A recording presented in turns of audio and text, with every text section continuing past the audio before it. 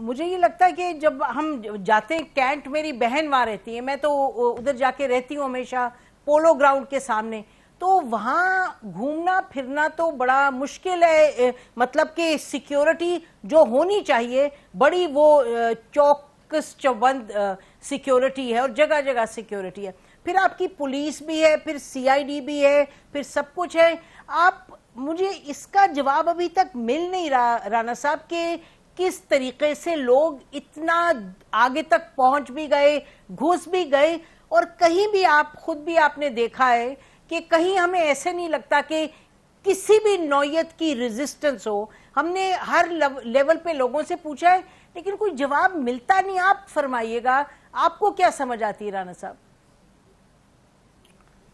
देखिए, इसमें बड़ा जो है ना वो सिंपल जवाब है। अच्छा। और इसमें जो है वो कोई रॉकेट साइंस नहीं है जी। देखिए, हमारे सियासी जमातें, सियासी कारकुन जो हैं जी, वो हमेशा जो एहतजाज का उनका तरीका है कि जी नारे लगा दिए, फिर उसके बाद जो है वो कोई जिंदाबाद मुर्दाबाद कर दिया। बहुत किसी ने किया तो उसने जो है वो धरना दे के कोई थोड़ी देर के लिए बैठ गया, छोटा पोटा फिर लोग जो है वो भूख हड़ताल कर लेते हैं या कोई थोड़ा बहुत जो है वो इस किस्म की बात हो गई। लेकिन शायद ये अंदाज़ा किसी को नहीं था कि इस फितने ने अपनी जमात में एक ऐसा कल्ट तैयार कर लिया है और उनकी ऐसी ट्रेनिंग कर दी है, उनको ऐसी गुमराही के रास्ते पे डाल दिया है और उनमें इतनी नफ़रत इंजेक्ट कर दी है कि ये अब सियासी कारकुन नहीं रहे।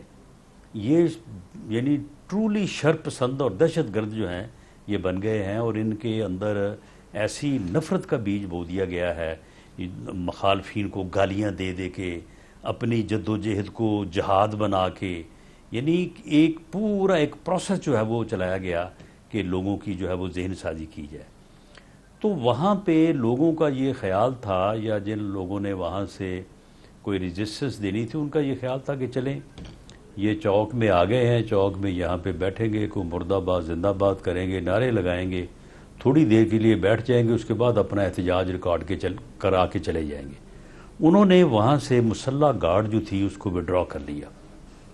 विड्रॉ इसलिए कर लिया कि अगर ये मुसल्ला गार्ड वहाँ पे होगी तो फिर ये तसादम जो है वो ख़तरा हो सकता है, गोली चल सकती है, जानी नुकसान हो सकता है। उस सूरत हाल का जो है वो इन शरपसंदों ने, क्योंकि इनको तो ऐसी कहानी सुनाई गई थी कि तुम्हारे सामने तो पूरी दुनिया जो है वो बिल्कुल खशो खशाक की तरह जो है वो बैठ जाएगी और जब आप निकलेंगे तो हर चीज़ जो है वो आपके सामने सरनगू हो जाएगी।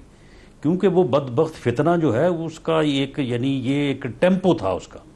वो जब लोगों से बात करता था, जब लोगों को लंबे लंबे भाषण जो है वो 2-2 घंटे के सुनाता था, तो जब ये अंदर घुस गए तो फिर सूरत हाल जो है वो फिर आप समझते हैं कि वो फिर कंट्रोल में ना रही। और ये क्योंकि सियासी वर्कर को तो थे नहीं, ये तो एक ख़ास जहनीत के तैयार किए हुए लोग थे। उन्होंने जाके पहले वहाँ पे लूटमार की है, वहाँ से जो है वो लैपटॉप उठा लिए, जो हम वहाँ से जो है वो आईपैड उठा लिए, वहाँ से फाइलें उठा ली, फिर आग लगा दी। तो ये वाक़या जो है ये इस तरह से हुआ। जो राना साहब आप फरमा रहे हैं कि ये इतने इतने लंबे देते थे, तकरीरें करते थे, लोगों को इतना उन्होंने किया हुआ था मोटिवेट, और फिर हम ये भी हमने सुना कि ये कहा जा रहा था कि 2-2, 3-3 दिन पहले पता था, ये पिक किया हुआ था इंटेलिजेंस के ये इस तरह करेंगे और ये गड़बड़ होगी। तो राना साहब ज़रा थोड़ा तजाद लगता है। एक तरफ एक तो बात आपकी ठीक है कि जी अमूमन जाते हैं नाराबाजी करके तो आ जाते हैं, लेकिन आप साथ ये भी फरमा रहे हैं कि जी क्योंकि इमरान खान का एक तरीका था, आप कह रहे हैं कि जी आप लोगों की ये अंदाज़ा था कि वो बहुत इश्तियाल अंगेजी जो है वो पैदा कर दी हुई थी उन्होंने अपने लोगों में। तो अगर ये अंदाज़ा तो था, वो तो 1 साल पर था मुहित, तो फिर कैसे आगे जाने दिया? नहीं, देखिए मामला ये है कि अंदाज़ा तो यही था ना कि ये वहाँ पे जाके प्रोटेस्ट करेंगे जी, एहतजाज करेंगे। ये घरों को आग लगाने का जो है मामला, ये तो इन्होंने पहली दफ़ा इंट्रोड्यूस किया है। जी यानी मुखालफीन के घरों को आग लगाने का जो मामला है, ये इस बदबख्त ने इसने इसने ये पहली दफ़ा ईजाद किया, वरना यहाँ पे बदतरीन मुखालफत के बावजूद आज तक किसी जी ने अपने सियासी मुखालफ के घर को जलाने की कोशिश नहीं की। बेशक ये तो नहीं, इस तरह तो नहीं होता, बिल्कुल आप सही तो फरमा रहे हैं। तो ये इस बदबख्त का जो है ये दिया हुआ तोहफा है। और ये अभी जो है ये इब्तदा में अपना वो निप दी इविल इन दी बड वाली बात हो गई है। ये इस मुल्क पे अल्लाह ताला ने अपना करम कर दिया है, वरना ये फितना जो है अगर ये इस मुआशरे के सियासी निज़ाम में नासूर की तरह जैसे फैल रहा था, ये अगर ज़्यादा फैल जाता, ये पहली स्टेज पे था तो ये अब काबू आ गया है। अगर ये फोर्थ स्टेज पे पहुंच जाता तो फिर शायद ये इस मुआशरे को, इस मुल्क को किसी हादसे से दो चार कर देता। ये लोग बहुत पूछ रहे हैं जिनके अपने रिश्तेदार हैं, बच्चे हैं जो पकड़े गए हैं, तो वो ये कह रहे हैं कि जी ये प्रोसेस क्लियर कब होगा। यानी कि आपने ये फरमाया कि कोई 32 या 36 लोग हैं, 3 या 4 केसेस में आर्मी एक्ट के तहत हैं, वो वहां ट्राई होंगे, बाकियों का क्या बनेगा। कुछ परेड की भी बात हो रही है, रिकग्निशन परेड होगी, तो कुछ आप बयान फरमा सकते हैं जी, ताकि लोगों को कुछ पता चले डिटेल में। देखिए, इसमें जो टोटल 499 एक कम 500 मुकदमात दर्ज हुए हैं अक्रॉस दी पाकिस्तान, इनमें से तकरीबन जो है वो कोई 57 मुकदमात जो हैं वो एंटी टेररिस्ट कोड के जो है वो तहत हैं। 88 गालबन 57 पंजाब में हैं और अक्रॉस दी कंट्री पाकिस्तान जो है वो गालबन 88 है। और 411 मुकदमात जो हैं वो आम ऑर्डनरी जो लॉ है उसके मुताबिक है। अब ये जो 88 मुकदमात जिनका तल्लक जो है वो एंटी टेररिस्ट कोड से है जी, इनमें से 7 मुकदमात ऐसे हैं कि जिनमें मिलिट्री या अपना जो है वो मिलिट्री एक्ट 1952 का इतलाक होता है along with official secret act. ठीक।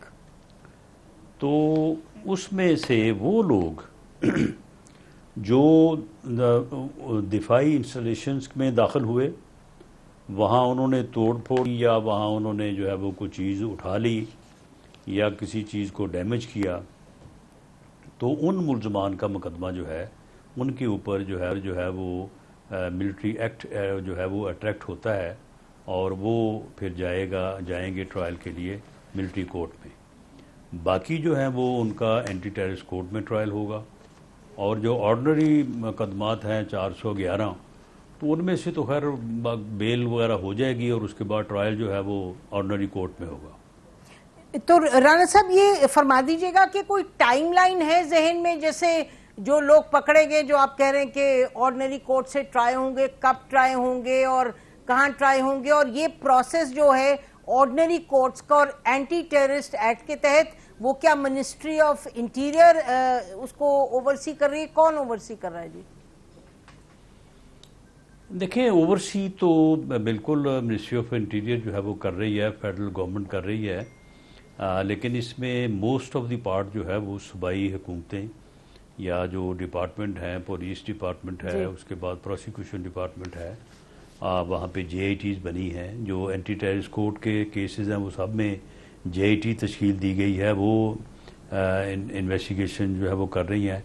बाकी ऑर्डिनरी केसेस जो हैं वो पंजाब पुलिस के पास हैं, तो उनकी वहाँ पे इन्वेस्टिगेशन हो रही है और वो चालान जो है वो फिर जो है वो अदालत में पेश किया जाएगा जी। और राणा साहब, ये जो लोग पकड़े गए कोई 5000 के करीब, जो आपने 4000 5000 के करीब, इनकी जो डिवीजन हो रही है कि कौन से कोर्ट में कौन ट्राई होगा, इसके लिए क्या कोई कमेटी बनी है जो स्क्रूटनी कमेटी जो तय कर रही है, और क्या एविडेंस इस्तेमाल कर रही है जिसकी बेसिस पे डिसाइड हो रहा है?